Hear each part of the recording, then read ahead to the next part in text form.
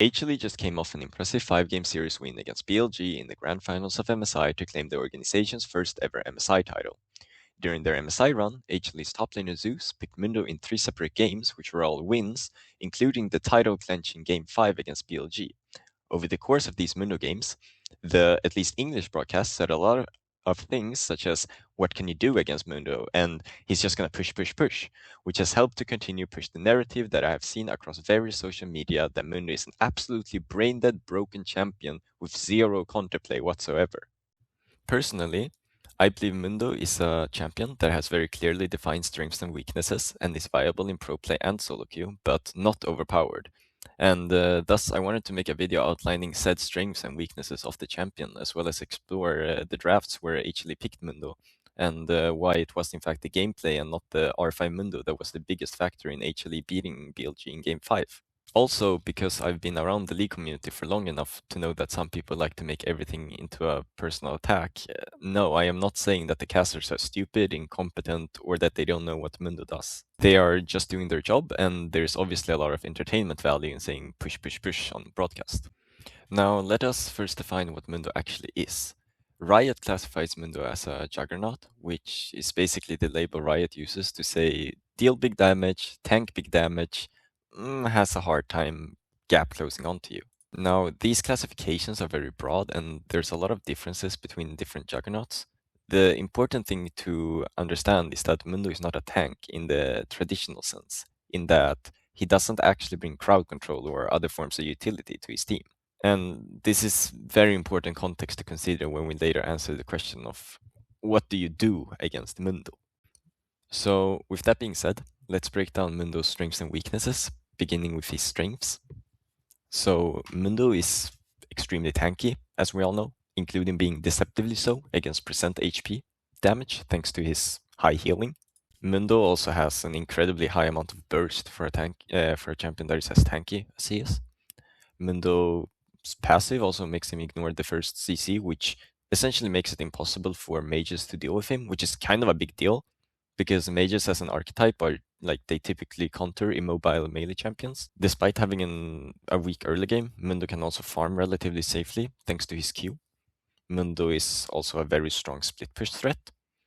Mundo provides additional value also in objective standoffs later into the game, both providing poke with his Q and being able to absorb poke with his high HP pool as well as through Warmock's region. His straightforward nature also makes him impossible to quote-unquote outplay, which is actually, I think, a big factor to why a lot of people get frustrated with Mundo.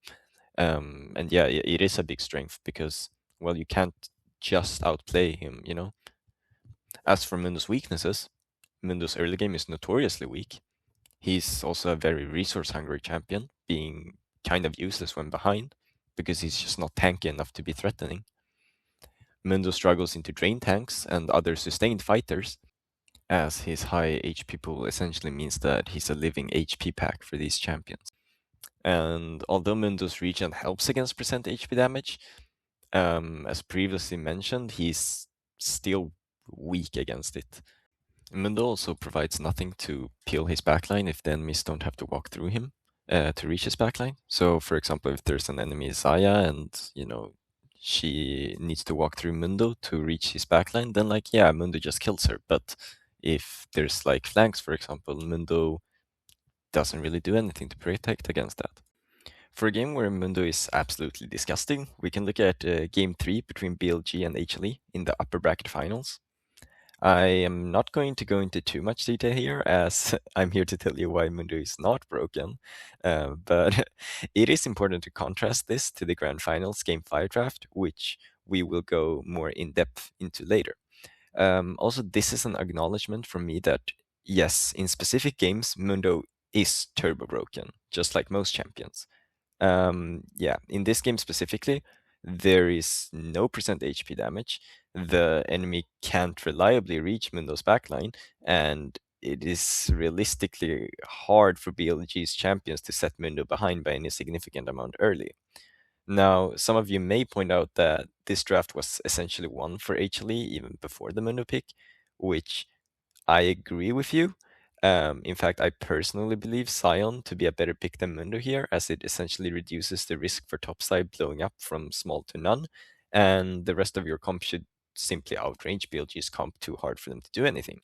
However, notice that with this train of reason, that Mundo is not stupid, broken, GG, what can do against champion.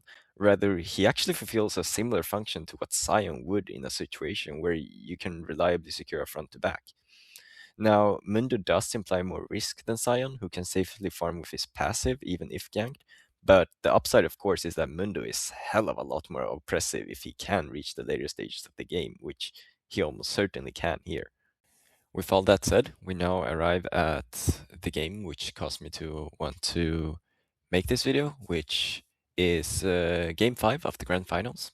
And yeah, it's a very interesting draft to look at, and it is here where Zeus last picks Mundo in this draft spot. Now, here's the thing that's very interesting, and that is that even the Mundo connoisseur Alois tweeted, "Unplayable topside for Mundo to play against, but I'm rooting for Zeus can win." So the thing that immediately sticks out is that Zeus self-counterpicks Mundo into Aatrox. The reason Aatrox counters Mundo is because he beats his ass early, and as previously mentioned, as a drain tank, Mundo is simply a juice box of free HP for Aatrox in the late game. The reason Zeus picks Mundo in spite of this, at least I think, I unfortunately do not have the clout to ask Zeus directly, is because none of BLG's champions can actually kill or stop Mundo in time before Mundo can reach and kill BLG's immobile backline.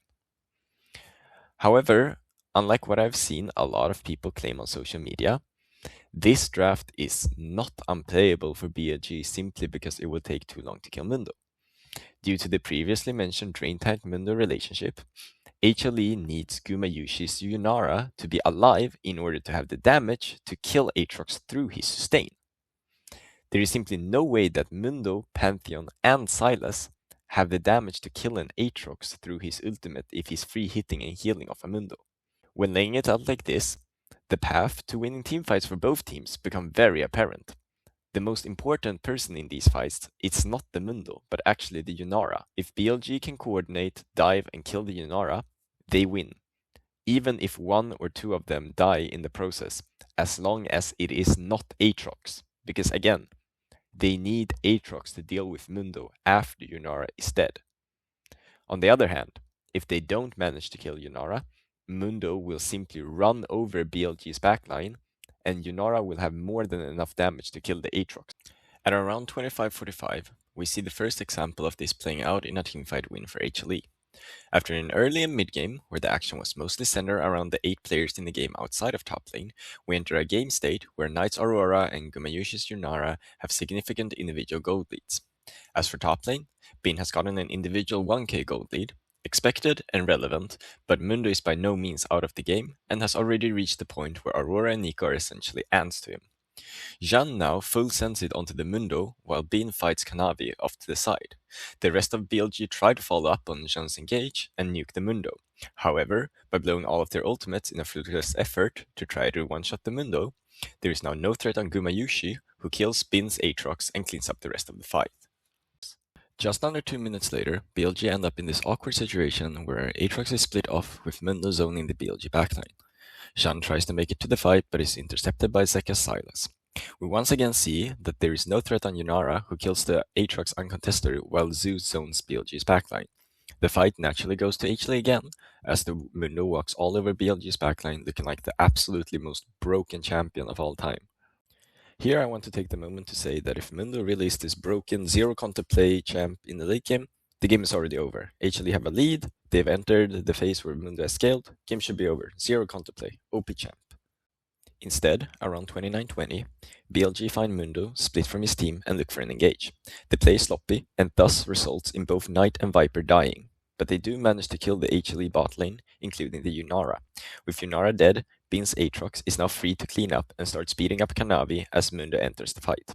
We see here that if both ADCs get traded, BLG simply wins. The answer to the question, What do you do against Mundo when you don't have one of the few champions that can play to insta-nuke him before he heals is shown here. You can kill his teammates, and you can have champions that are better than him in prolonged, low sustained damage fights. And we see here, even though Mundo lives, that he runs away from the half-health Aatrox, despite being full health himself. I want to take this opportunity to once again say that yes, there are drafts that cover these weaknesses of Mundo as well. There are absolutely drafts where Mundo is just overpowered with zero counterplay. But we see here that it is clearly possible for BLG to win teamfights even with low percent HP damage against late game Mundo. And yes, Mundo wasn't in the fight at the start, but BLG completely botched the engage and traded 2 for 2 in the 4v5, which is essentially equivalent to a clean 2 for 0 engagement, with Mundo running down 2 of BLG's backline members at the start of a fight. But either way, you don't have to take my word for it. At 32:45, Jean finds a perfect look onto Gumayushi's Yunara and BLG nuke him. Kanave's Pantheon and Zekka Silas look for a flank onto BLG while this is happening, and in the ensuing chaos, Mundo runs down both of BLG's carries. Thus, we end up in a very similar scenario, this time with a clean BLG engage and Mundo being there from the start. Once again, Bin starts murdering the entire HLE team, and Mundo chases the Nico instead of helping his team. Why? Because Mundo can't help his team. He can't do anything to this Aatrox. It takes a long time. There is no one-shotting the Mundo before he heals, but eventually Bin cleans up everyone, including the Mundo, and BLG win the fight. Of course, I am not saying that BLG had a free game. You cannot realistically expect to find looks as great as the one Jean found on the Gumayushi consistently. In fact, one of the reasons why Mundo is so frustrating to play against is precisely because all he has to do in the late game is click on you, press R, while you actually have to execute your game plan, which opens up for mistakes and variance.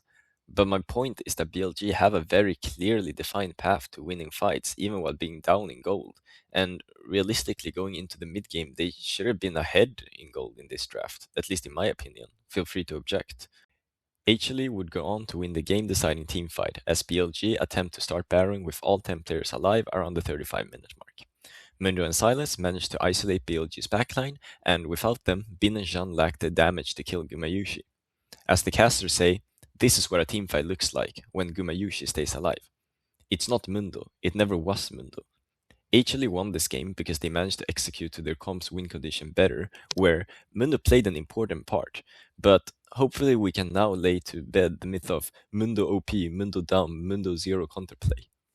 And in case anyone thinks I'm a secret Mundo main with an agenda, please Riot, nerf Mundo. He's so annoying to play against. I don't care if he's not OP, it's just such a frustrating experience. Thank you very much.